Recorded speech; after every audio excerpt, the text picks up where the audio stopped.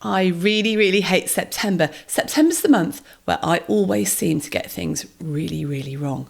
So I'm cycling home a couple of weeks ago. It's the first Monday in September. We've been at a festival all weekend. That week we had my son's 18th birthday. My daughter was going to university for the very first time. I had somebody new starting at work, and all the kids are going back to school as well.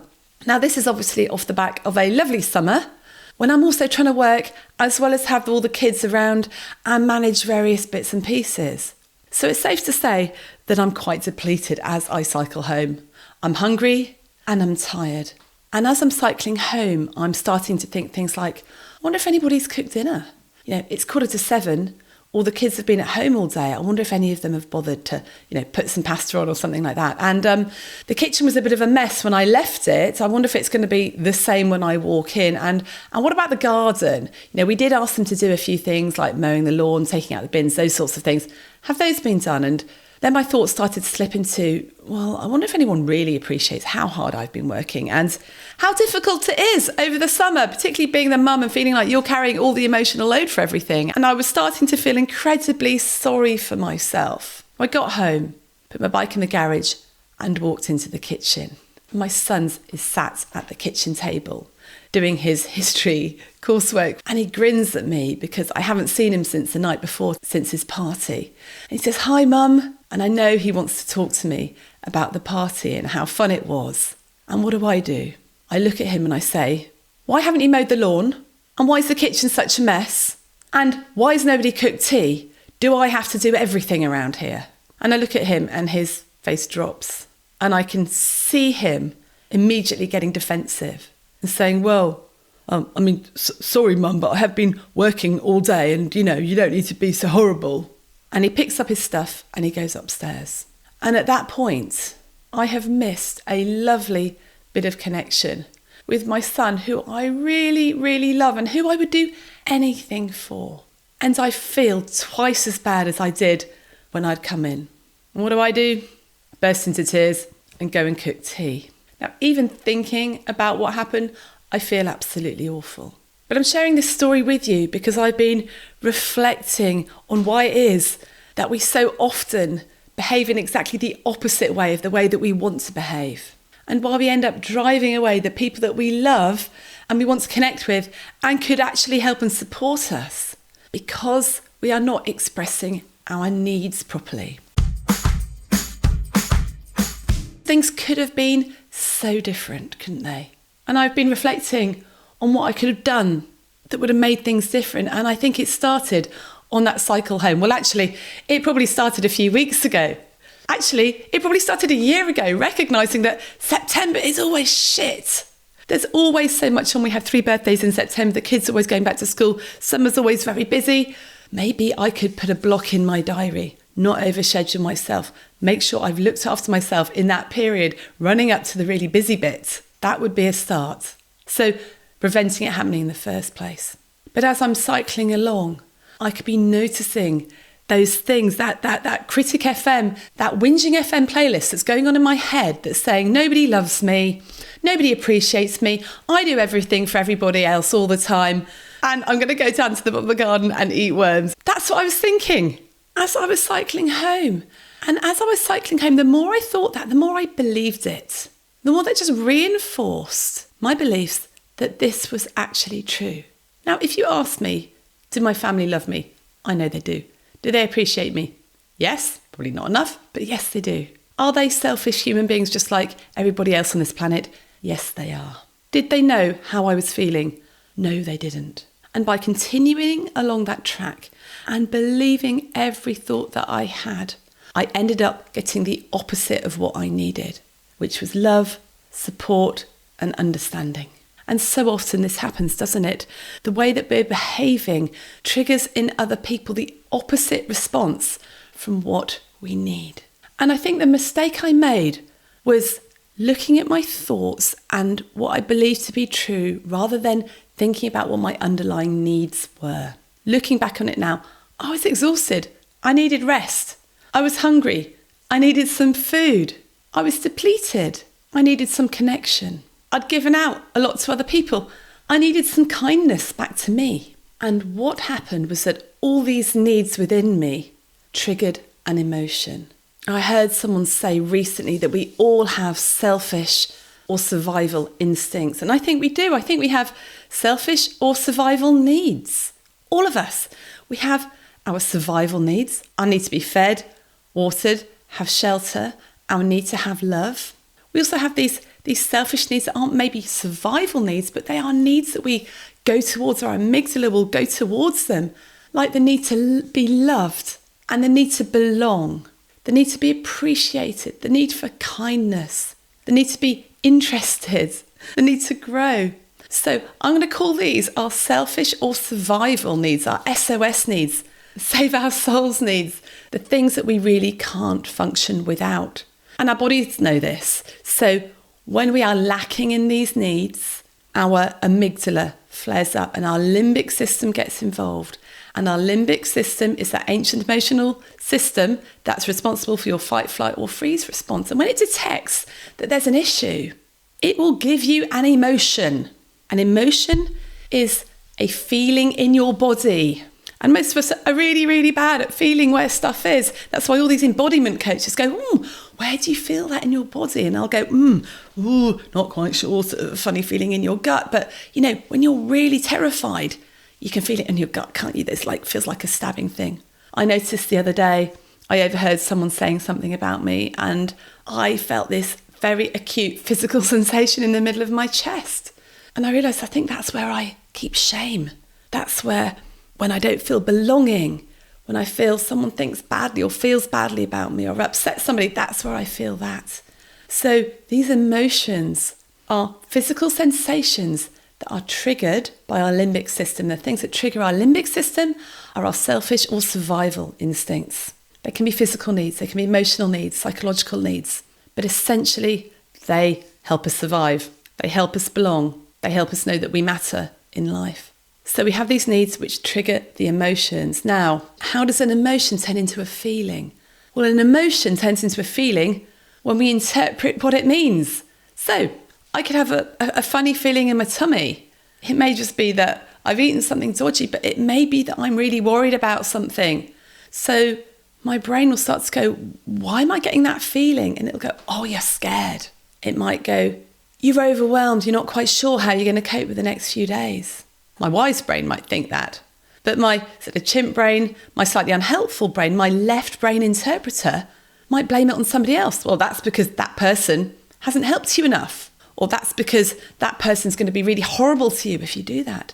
And so we start then to interpret what our emotions are. And these are thoughts. These are, I'm getting this feeling of sadness because they've not made tea today. And because they've not made dinner, it means that they don't love me. So I'm getting this feeling that nobody loves me and feeling really lonely because nobody wants to help me. And, a lot of that is just based on our interpretation. And our left brain likes to put reasons onto things, the left brain interpreter.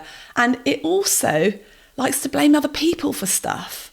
Because if we do that, we can keep feeling good about ourselves and we don't need to take any responsibility. This is classic victim. Being able to blame everybody else and thinking if only they would change, if only they wouldn't do that. If they did this, then I wouldn't be feeling like this. And that can be quite a comfortable place to be because it means I don't need to take any action and I can abdicate all responsibility to other people. So our interpretation of our emotions can be for many different factors, often due to what our underlying core beliefs are. Now, we all know that our core beliefs are sometimes rational, sometimes completely irrational. They can be based on trauma we experienced as a child, or even recently, they can be based on just life experiences. They can be based on how our personality is, our intuitions, our fears, all those sorts of things. They contribute to our thoughts, how we're interpreting stuff. And the left brain likes to be really, really logical. It likes to say, this is what's happening and this is the answer. You're feeling tired. The reason is because none of your family are helping you out. The answer is they need to help more. Then what happens? These thoughts and emotions, which combine to be a feeling of being unappreciated, for example. That's a combination of being a thought and emotion. And then because most of us believe that our feelings are facts and our thoughts are facts, I'm like, yeah, they are really underappreciating me. That is the truth. So I come in and I tell my son the truth. And of course, the facts are that nobody has cleared up the kitchen. But is the truth that it's because they don't appreciate me? Of course not. The truth is everyone else has got other stuff to do. It's not as important to them. And frankly, they're teenagers. So then we get our own version of the truth, and then we behave in certain manners. We blame people, we accuse people, we say to people, well, this hasn't happened. And what happens to them? Their SOS instincts come out. We're not meeting their needs for safety and love, and they respond in a defensive manner. And then that completely reinforces our beliefs that they don't love us because they're getting defensive, don't want to be in the same room as us, walk off. Yeah, well, I knew they didn't love me. Look what's just happened. So our feelings are not facts. Our feelings are this massive blender full of the emotions that we're feeling in our body, emotions often triggered by unmet needs. Our emotions are in there. Our thoughts, our interpretations based on all our beliefs and our past experiences, they're all in there as well. And the blender gets turned on and we come out with a feeling which we then believe to be 100% true. Now, does that mean you should ignore your feelings? Absolutely not. They are really, really important because they point to what is really going on. The fact that you are having a feeling is really, really important. So do not ignore your feelings. Your feelings are not facts and they're not right or wrong. They are a warning light. They are an indicator that either a boundary is being crossed for you.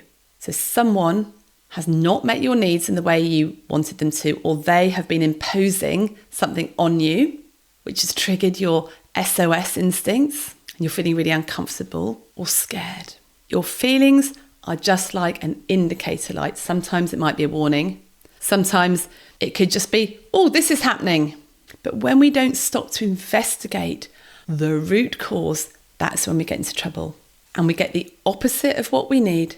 We blame others for this feeling. We often make things worse, which then creates a vicious cycle where we go, oh, look, well, actually, what I was worried about, it actually happened. Therefore, that was right in the first place. But if we can just take a little bit of time to think about what our feelings are telling us about what our needs are, then we will find that our needs are met much, much more readily and much, much more frequently without alienating other people. We're able to de-escalate conflict by looking at our needs and helping other people look at their needs. We'll be able to get out of the drama triangle where as a victim we'll be blaming other people, putting them into the persecutor, and then we're looking for a rescuer, or if someone won't rescue us, they become the persecutor. But guess what? When you're blaming them, you're the persecutor and they feel like the victim, which is exactly what happened to my son. And you'll also be able to get out of victim by thinking, actually, what can I do about this? What is in my zone of power right now? It's altogether better for relationships, and it means that you will end up getting what you need. So how do we do this? Well, first of all, just recognize what your particular SOS needs are. Now, we all have basic needs for, food, love, kindness, shelter. That might show up in a bit of a different way. I really, really need to rest, but I probably don't rest in the same way as other people. I have a need to be appreciated and to feel that I matter to other people. That will show up in different ways for different people. I have a need to feel psychologically safe with people. Everybody does. That will also show up in different ways. And then depending on your personality type, what's happened to you as a child, all these different things. We have other needs. I'm an Enneagram 7. I have a particular need for freedom and for fun. And when those aren't met, I can often feel incredibly disgruntled and cross and restricted, but I'll blame that on all sorts of other things. So recognise what your needs are. And then recognise, well, how do these needs show up for you? How do they show up in your body? Well, I can get really distracted. When I'm really tired, I can actually rest less. And it causes me to rest less. And I'm going to do another quick dip episode on the problem of restlessness. These needs show up for me as just feeling unappreciated. When I'm not having enough fun, I feel bored and listless, and I feel really, really resentful of other people having fun. I feel really, really jealous. And it shows up for me perhaps then as criticising other people for restricting me or nagging at people to help out more. And it really, really shows up as the shoulds. Well, you should, they should, I ought. That starts going around my head. and I feel very self-pitying. So I get into that pity party, which was exactly what I was doing as I was cycling home. So recognise those playlists going around your head. Work out what the number one is and catch yourself when you're doing it.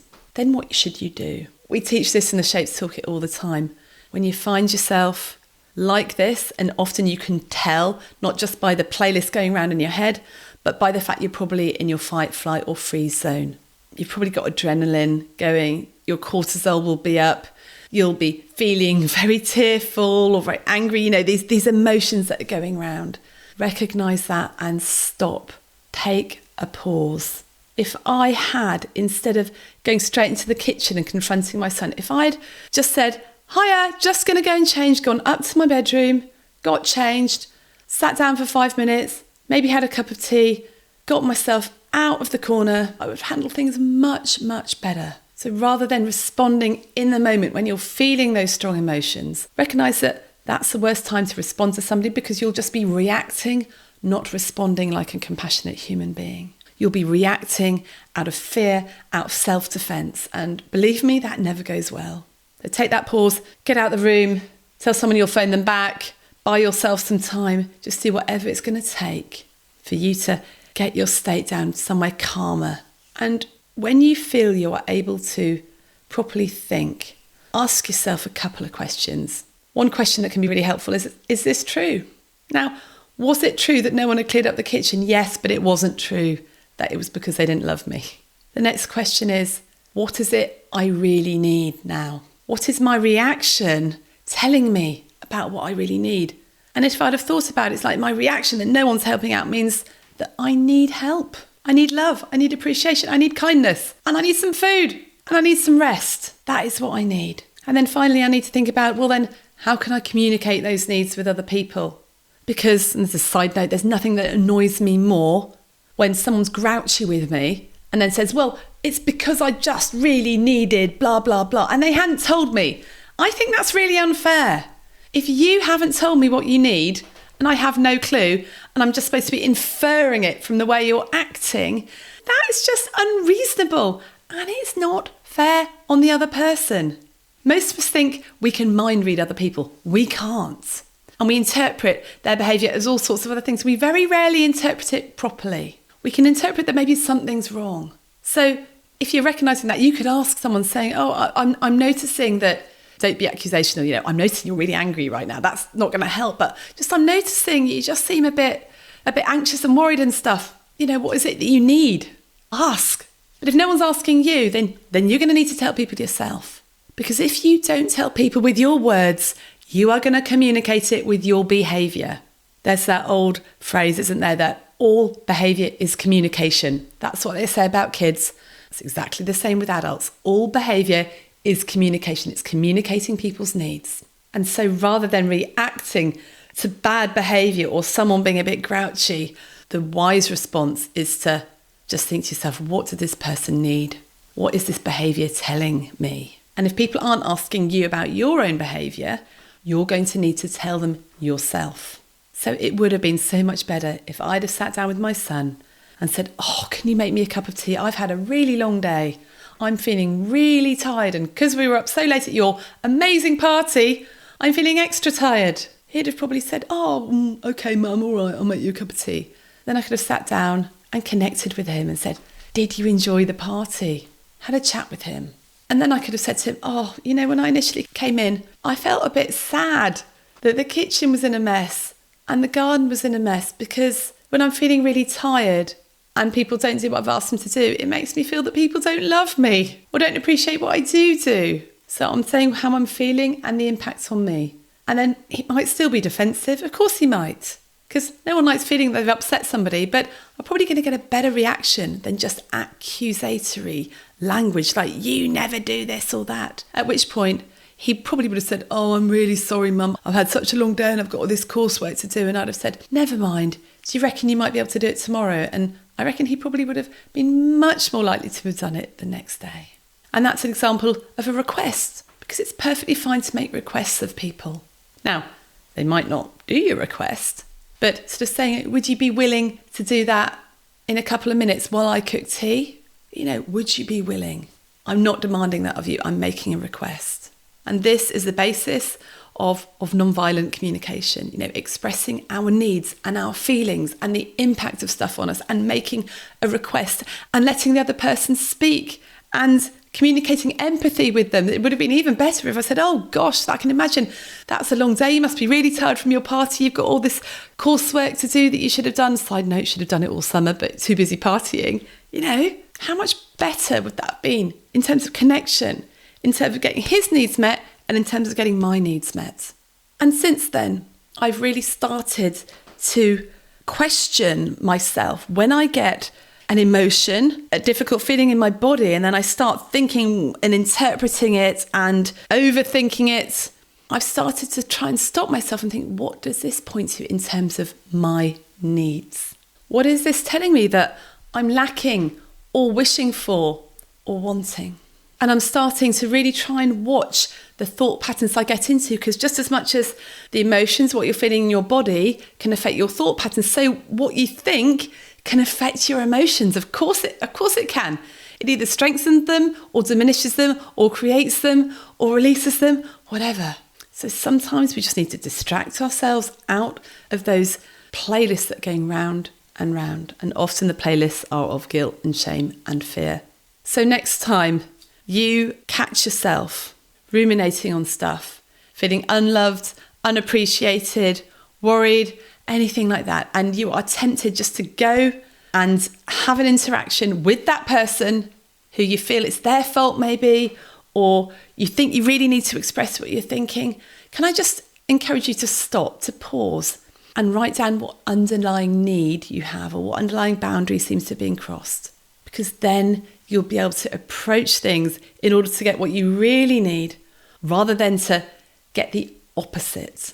And if you become a total ninja at this, you'll find yourself having to do it less and less because you've already put in that stuff to prevent you getting depleted, getting overwhelmed in the first place. And you've done that by being your own best friend, predicting what you need and being able to express that to other people and getting stuff in there before it's too late.